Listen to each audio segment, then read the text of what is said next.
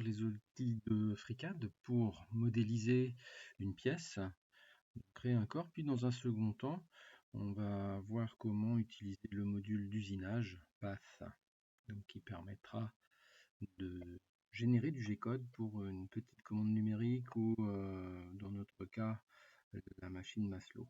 Donc je vais modéliser rapidement un panneau, allez, de 100 mm par 40. Là, on est sur le code vertical, tac, par 40, sur lequel on va faire quelques essais. Donc j'ai mon esquisse, de cette esquisse je ferme et je passe à l'épaisseur.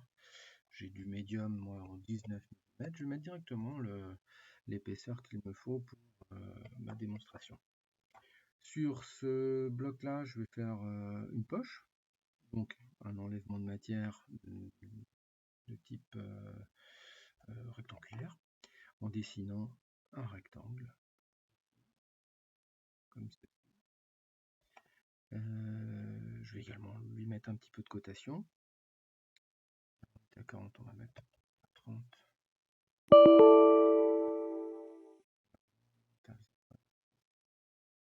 Que je vais pouvoir mettre 30 par 30.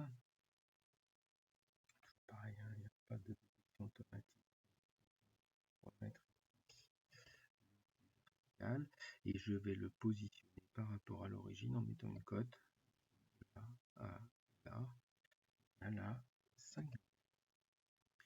On va faire la même chose sur l'autre axe. Pour ce qui nous intéresse, c'est pas primordial. Donc j'ai mon esquisse et je vais faire un enlèvement de matière sur une épaisseur, allez, on va mettre de 6 mm, histoire d'avoir quelque chose de particulier. Dans un deuxième temps, je vais faire une esquisse en laissant uniquement un tracé en vue d'une gravure. Donc sur ce plan là, je vais faire également donc une esquisse simple.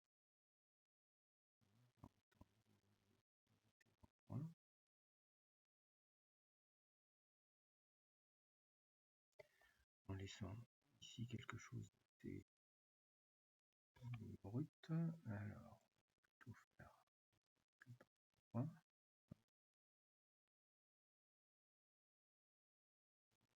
3, voilà. Assez quelconque, histoire de pouvoir tester mes outils. Ce profil-là, je le laisse brut, ça sera mon chemin d'outil, tout simplement. Donc, ma pièce me servira de bloc de travail. Je peux voir ici mon modèle avec ses différents éléments, la poche et le tracé. Et j'active à présent l'outil de chemin d'outil qui va me permettre de faire le programme pour une commande. Donc, notre barre d'outils là, avec plusieurs options, va permettre de créer le projet, de le simuler, et ici on a toute la barre d'outils pour les différentes tâches à réaliser, que ce soit un contournage pour creuser une poche, faire un suivi de trajectoire ou un suivi 3D éventuellement. Tout est assez complet dans ce niveau-là. Alors quand j'arrive ici sur ce module, le module passe, le plus important c'est de créer un objet, une opération basée sur le corps. L'environnement ici doit passer à un environnement spécifique pour l'usinage. Et on rentre tout de suite dans le dur en passant à la définition de notre pièce. On voit donc le volume englobé par le brut de matière. Et on a donc ici 1 mm de garde partout autour de notre pièce. Alors moi, comme cette pièce-là, j'ai une planche que j'ai déjà mise à la bonne dimension, je vais tout simplement tout replacer à 0. Comme ceci. Hop là, je vais un petit peu vite. Je reviens donc en éditant mon projet. Je remets tout à 0 de façon à ce que j'ai ma pièce identique à mon brut. Là, l'origine de la pièce est en bas. En ce qui me concerne, j'aime bien partir du haut. Donc je vais redéfinir l'origine. Donc je vais pouvoir mettre mon 0 en Z sur cette face-là, la face de travail, et avoir ma descente en profondeur pour graver dans la matière. Alors pour avoir ici le centre, je vais sélectionner le point et le définir ici comme origine avec cette origine. Clac. Là, j'ai tout ce qu'il faut. J'ai donc mon brut qui est défini, l'origine avec mes trois axes X, Y et Z, Z pour la profondeur, qui sont en place. Le fichier de sortie, l'output, pour moi ça sera du GRBL, c'est le langage qui va m'intéresser pour la sortie. Je vais l'appeler ici test usage. Pour générer le programme, ça sera du G-code, je le précise tout de suite, .G-code. Coordonnées de système, je laisse tout ça comme ça, ça c'est à adapter en fonction de chaque système de machine. L'output c'est fait, donc le fichier de sortie de notre programme. Le setup, on a défini la boîte. Hop là, que je ne remette pas tout mon pack. Au niveau des outils, alors on a un outil de base ici, mais on va pouvoir ajouter des outils puisqu'on a ici plusieurs outils déjà définis. Donc ça c'est des petits modèles d'outils pour la simulation et puis pour les conditions d'usinage. Donc c'est des fraises de 5 mm, drill c'est temporaire, N1000 c'est avec un fond plat, et thread cutter, ça je ne sais pas ce que c'est, ça sera regardé en détail, une fraise à chanfreiner à 45 degrés, etc., etc. Alors on va prendre ici une fraise de 5 mm à extrémité plate. Donc c'est ici notre outil. On va se retrouver avec plusieurs paramètres qu'on peut préciser ici de façon à les régler par la suite. Alors on a l'avance.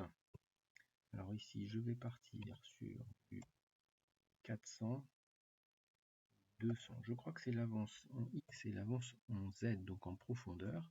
Ici vous pouvez préciser à quelle vitesse il tourne en fonction de votre machine. Vous pouvez ici préciser cette vitesse de rotation. Donc ça c'est notre outil numéro 1. On peut encore éditer tout ça. Voilà, on retrouve ici l'horizontal feed en millimètres par seconde. Alors attention aux unités ici, il faudra vraiment faire des tests avec votre machine. Et puis le détail de la pièce. D'accord ? Je valide. On peut en ajouter d'autres en fonction des du projet. Donc ça veut dire qu'en général on fait une phase par outil avant de venir changer l'outil de coupe dans un programme. Le workplant, là je vais laisser ça, on va pouvoir tout préciser par la suite. Donc je valide, le projet est prêt à démarrer. J'ai donc ici une liste d'opérations vide, tout ça c'est en attente de construction. Toutes les caractéristiques qu'on vient de rentrer sont déjà ici, elles sont prêtes. Et on va commencer tout de suite notre première opération qui sera l'usinage de cette poche. Alors je sélectionne ici la face qui m'intéresse et je viens prendre ici Create a Pass Pocket from Face or Faces. Je sélectionne ceci, je mets mon outil de 5 mm. Je valide. J'ai ici tous les paramètres. Géométrie de base, c'est ma face. Elle est bien sélectionnée en vert. La profondeur, donc finish step down 0, final depth, tout ça, ça a l'air au point. Je pense qu'on va aller à 0 mm de cette surface. On va vérifier ça dans la simulation tout à l'heure. Extension, je vais laisser tout ça comme ça. La hauteur, bon, visiblement, on aura nos dimensions de déplacement avec un dégagement à 5 mm et un déplacement de sécurité à 3 mm de la surface. Et mon opération ici, je vais pouvoir préciser plein de choses. Alors, le cut mode, là on est en climb, en zigzag. Je vais rajouter zigzag offset de façon à voir le parcours, c'est-à-dire le contour, puis le dégagement du centre fait en zigzag à 45 degrés. Là on a un décalage à 100%, ça veut dire que toute la surface de l'outil va décaler On va pouvoir la diminuer un petit peu, ça veut dire qu'on aura plusieurs passages avec moins de matière à chaque passe. Ajout de l'extension non, Enable Rotation je laisse, je vais le laisser choisir le point de départ de sa trajectoire. Je vais appliquer, donc OK. J'ai donc une première opération qui est ici, et on va tout de suite visualiser à quoi ça ressemble. Alors ici, je dois avoir la simulation. Voilà l'outil, voilà la pièce, et voilà le brut de matière à usiner. Alors, cette pièce-là, on va peut-être la sélectionner, modèle, et le body, le masquer pour l'instant. On voit déjà le point de départ à l'origine. On a le trajet, les différents points. Je pense que le plus simple maintenant, c'est d'aller dans notre simulation et visualiser un peu ce que ça donne pour cette première opération d'usage. Hop, hop, et voilà. Il a donc fait le boulot en 2 passes, une passe de 5 et une finition de 1 mm, puisque la passe par défaut est à 5 mm dans ce projet. On va le rejouer en réduisant la vitesse pour bien voir ce qu'il nous a fait. Voilà, le contour, il avance. Le simulation est très sympa, hein. On voit qu'il y a bien les opérations qu'on lui a demandées. Le chevauchement dont je parlais tout à l'heure, donc les 50%, bien, on a un tout puis le deuxième, et il finit par la passe de finition du contour pour terminer. Donc ça, c'est la première opération qu'on vient de faire. Ça me semble satisfaisant. On peut revenir voir également le G-code généré. Inspecter le G-code à partir. Ah oui, il faut que je sélectionne quand même le morceau pour avoir le programme qui. On a donc ici l'ensemble, avec 0, Z50, etc. Et on passe ici en G1, vitesse de travail, F200 pour redescendre à moins 5. Après toute la définition des parcours, on revient, etc. pour finir notre trajet complet et revenir en position de sécurité à 5 mm de la surface. Donc, autour ici.